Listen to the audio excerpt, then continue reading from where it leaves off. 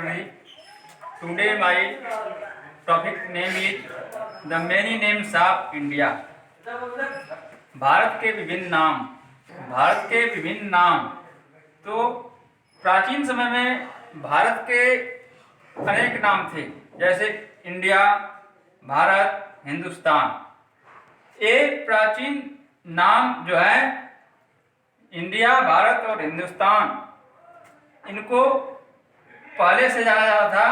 और जबकि यह भारत का अलग अलग नाम इतिहास के अलग अलग बिंदुओं पर कैसे पड़ा, अलग अलग कैसे पड़ा, यह इतिहास में एक रोचक तथ्य है।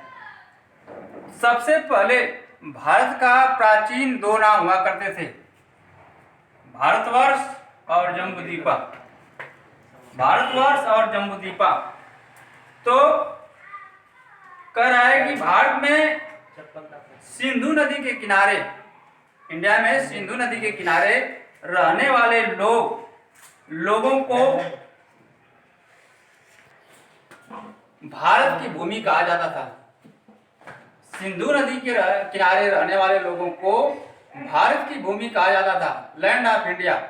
और इसके बाद संस्कृत में सिंधु शब्द का प्रोनाउंस, उच्चारण हिंदू माना गया है, जो पर्शियन भाषा में भी, और संस्कृत भाषा में सिंधु शब्द का जो प्रोनाउंस है, उच्चारित शब्द है, वह पर्शियन भाषा में हिंदू के नाम से जाना जाता है। और हिंदू शब्द, हिंदू वर्ड का फ्रेंच में इंडे के नाम से जाना जाता है।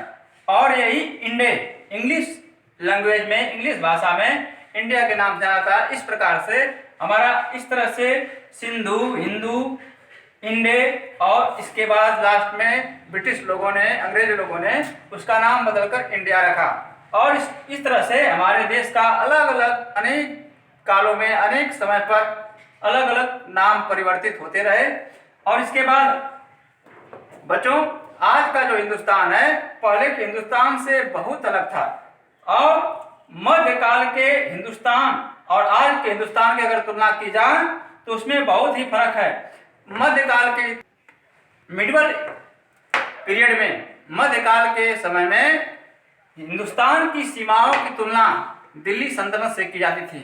और उसी समय में मुगल काल में बाबर ने इस भारत के जितने भी प्राकृतिक चीजें हैं और जो भी यहाँ के राजनैतिक और पॉलिटिकल, राजनैतिक और धार्मिक सब चीज़ों को मिलाकर के एक नाम दिया, भारतवर्ष।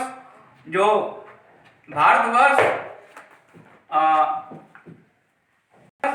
और उस नाम भारतवर्ष आज भी हम जानते हैं।